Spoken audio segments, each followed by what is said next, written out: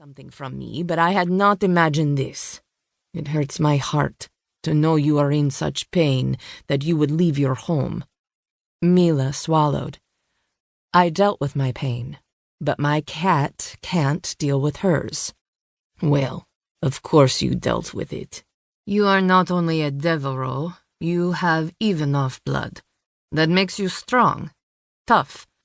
But palace cats do not forgive easily. Your feline needs more time. Come to me tonight. I will cook.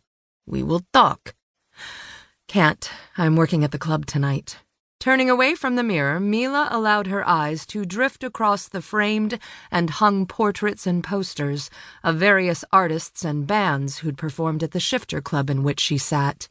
Located underground, the Velvet Lounge looked more like a large train tunnel with its red brick walls. It belonged to the Mercury Pack, with which Mila's Alpha had formed an alliance after fighting alongside them to defend a mutual friend. Madison Drake had been a lone palace cat shifter until she mated a rather ruthless Mercury Pack enforcer. Mila had been visiting her maternal family in Russia at the time, so she hadn't been part of the battle, which was a shame, really, because she did love a good fight. Mila didn't need to work at the club, considering she had a job at a barber shop, but she loved to perform, always had. "Then come see me tomorrow," Valentina urged.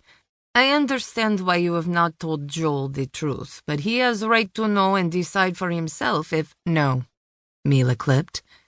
"He's happy. I won't do anything to change that." Joel was a great guy, smart, strong, reliable. He was also Mila's true mate. She'd known it the second she'd inhaled his scent when her cousin Adele first brought him to meet their pride a year ago. Every shifter dreamed of that moment when they found their true mate. Mila had envisioned several different scenarios, but never one in which he was partially imprinted on another female. Every vision she'd ever had of her future with her true mate died right there on the spot, just evaporated like smoke. Seeing him so devoted to Adele, something in Mila simply went. And God, she'd hated him. He hadn't sensed that they were mates. Most likely because he'd been partially imprinted on Adele at the time.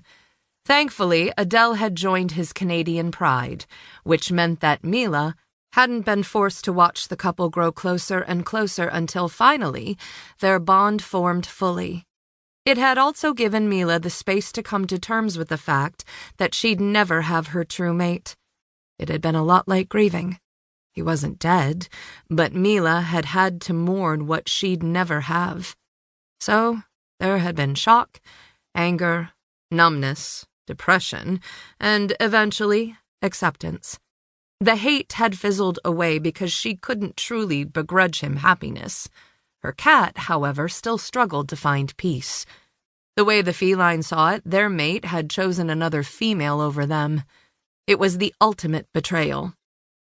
He hadn't sensed they were mates, true, but her cat, too elemental in her way of thinking, didn't believe that excused any of his actions.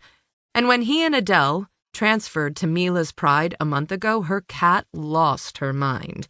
The feline didn't want this male who had betrayed her, but neither did she want to see him with another.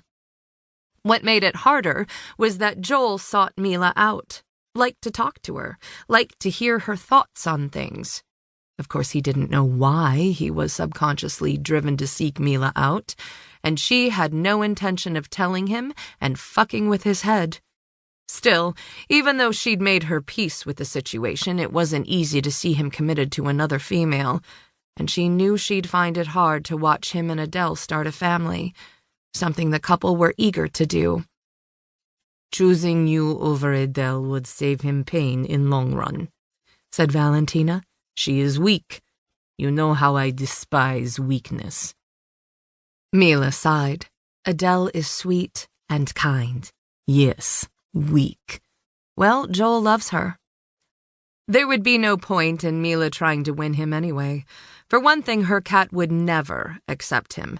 For another, Mila couldn't take him as her mate. Not after seeing how crazy he was about Adele. Not after knowing he'd already formed a bond.